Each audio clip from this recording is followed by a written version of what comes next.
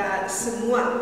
Jumpa lagi dalam renungan harian kita bersama saya Suster Petronella Guru Karoka SCC. Hari ini hari Kamis tanggal 16 September 2021, pekan biasa ke-24, peringatan Santo Cornelius Paus dan Cyprianus Uskup. Bacaan Injil yang akan kita renungkan diambil dari Injil Lukas bab 7 ayat 36 sampai ayat 50 dengan tema kasih membawa pengampunan. Seorang Farisi mengundang Yesus untuk datang makan di rumahnya. Yesus datang ke rumah orang Farisi itu lalu duduk makan. Di kota itu ada seorang perempuan yang terkenal sebagai seorang berdosa. Ketika perempuan itu mendengar bahwa Yesus sedang makan di rumah orang Farisi itu, datanglah ia membawa sebuah guli-guli pualam berisi minyak wangi. Sambil menangis ia pergi berdiri di belakang Yesus dekat kakinya, lalu membasahi kakinya itu dengan air matanya dan menyekanya dengan rambutnya. Kemudian ia mencium kakinya dan meminyakinya dengan minyak wangi itu. Ketika orang Farisi yang mengundang Yesus melihat hal itu, ia berkata dalam hatinya, "Jika ia ini nabi, tentu ia tahu siapakah dan orang apakah perempuan yang menjamahnya ini. Tentu ia tahu bahwa perempuan itu adalah seorang berdosa." Lalu Yesus berkata kepadanya, "Simon, ada yang hendak kukatakan kepadamu." Sahut Simon, "Katakanlah, Guru." Ada dua orang yang berhutang kepada seorang pelepas uang. Yang seorang berhutang 500 dinar, yang lain 50. Karena mereka tidak sanggup membayar, maka ia menghapuskan hutang kedua orang itu. Siapakah di antara mereka yang akan terlebih mengasihi dia? Jawab Simon, "Aku kira dia yang paling banyak dihapuskan hutangnya." Kata Yesus kepadanya, "Betul pendapatmu itu."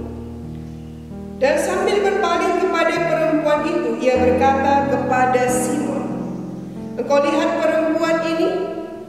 Aku masuk ke rumahmu, namun engkau tidak memberikan aku air untuk membasuh kakiku. Tetapi dia membasahi kakiku dengan air mata dan menyekanya dengan rambutnya. Engkau tidak mencium aku, tetapi sejak aku masuk ia tiada henti-hentinya mencium kakiku. Engkau tidak meminyaki kepalaku dengan minyak, tapi dia meminyaki kakiku dengan minyak wangi. Sebab itu, aku berkata kepadamu, dosanya yang banyak itu telah diampuni, sebab ia telah banyak berbuat kasih. Tetapi orang yang sedikit diampuni, sedikit juga ia berbuat kasih." Lalu ia berkata kepada perempuan itu, "Dosamu telah diampuni." Dan mereka yang duduk makan bersama dia berpikir dalam hati mereka, "Siapakah ia ini, sehingga ia dapat mengampuni dosa?" Tapi Yesus berkata kepada perempuan itu, "Imanmu telah menyelamatkan engkau, pergilah dengan selamat." Demikianlah sabda Tuhan. Saudara-saudari yang terkasih, beberapa hari yang lalu ketika saya belanja di pasar, saya menyaksikan dua ibu yang sedang berkelahi. Kedua ibu ini sama-sama saling menunjuk lawannya dan mengatakan, "Kau yang salah." Ibu yang satu berkata, "Dari dulu kau terus begitu. Semua temanmu berkelahi, tidak tahu malu." Yang satu mengatakan, "Kau sok suci, kau seperti Judas pengkhianat." Begitulah mereka saling mengungkapkan kelemahan lawannya dan merasa bahwa dirinya lebih baik. Sesampai di rumah, saya teringat kembali peristiwa ibu-ibu di pasar tadi. Hebat sekali perkelahian mereka. Mereka masing-masing melihat bahwa mereka baik dan orang lainlah yang salah. Tangan mereka menunjuk lawannya dengan mengatakan, "Kau yang salah." Lalu saya merenungkan, Ketika ia menunjuk lawannya, jari pada lawannya hanya satu, dan selebihnya jari itu mengarah pada dirinya.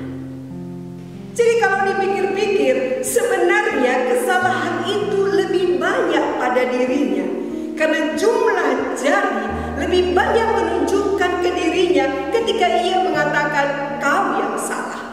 Kalau memang dia benar, mengapa tidak semua jari itu diarahkan kepada lawan kau yang salah, supaya semua kesalahan itu mengarah kepada lawannya? Saudara-saudari, berbicara tentang orang yang menganggap diri benar dan orang lain salah, sangat menarik jika kita merenungkan kritikan Yesus dalam bacaan Injil yang telah kita dengar tadi, yakni kisah Yesus yang diurapi oleh seorang perempuan berdosa. Simon orang Farisi mengundang Yesus untuk makan di rumahnya, dan Yesus datang. Di kota itu ada seorang perempuan yang terkenal sebagai seorang berdosa. Ketika perempuan ini mendengar bahwa Yesus sedang makan di rumah Simon orang Farisi itu, datanglah ia membawa sebuah buli-buli pualam berisi minyak wangi.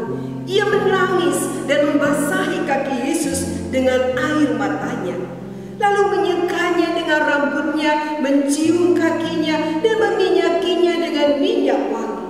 Perbuatan yang sungguh luar biasa. Ia melakukan semuanya dalam diam, tetapi apa yang dia buat berbicara lebih banyak daripada ribuan kata-kata.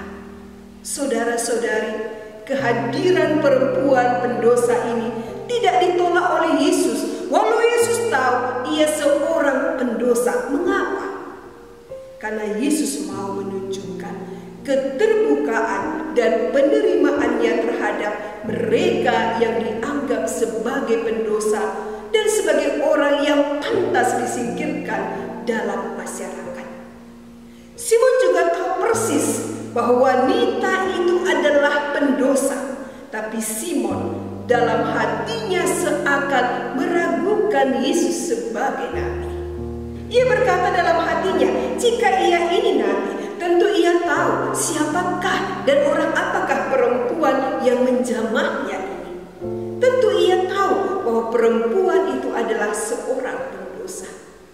Dan kalau Yesus tahu bahwa yang menjamahnya adalah seorang pendosa, Yesus tidak akan membiarkan hal itu terjadi, sebab jamahan orang berdosa membawa ketidaksucian dalam diri orang yang disentuhnya. Mengetahui pikiran Simon, Yesus memberikan pandangan yang baru dengan mengibaratkan seorang pendosa sebagai seorang yang berhutang. Kita tahu, semakin banyak hutang seseorang, semakin besarlah beban tanggungannya. Semakin besar tanggungannya, semakin terhimpitlah hidupnya. Apa yang diharapkan seorang penghutang adalah hutangnya lunas. Semakin besar hutang dilunasi, semakin legalah dia, semakin bergembira, dan semakin besarlah rasa syukurnya. Perempuan pendosa ini butuh pengampunan. Ia telah mengungkapkan banyak kasih dalam perjumpaannya dengan Yesus. Tindakan kasihnya dalam diam mengandung makna yang sangat dalam. Maka kepada Simon Yesus menunjukkan hubungan antara kasih dan pengampunan. Kasih yang dinyatakan perempuan berdosa kepada Yesus telah membawa pengampunan dosa atas dirinya. Iman wanita pendosa telah menyelamatkannya. Iman nyata dalam kasih dan kemurahan hati. Saudara-saudari, semakin besar dosa kita, semakin besar pula pengharapan akan sebuah pengampunan. Yang menjadi persoalan adalah, apakah kita mau mengakui bahwa kita ini adalah orang yang lemah, orang yang berdosa? Maukah kita datang kepada Tuhan untuk mengakuinya seperti perempuan tadi?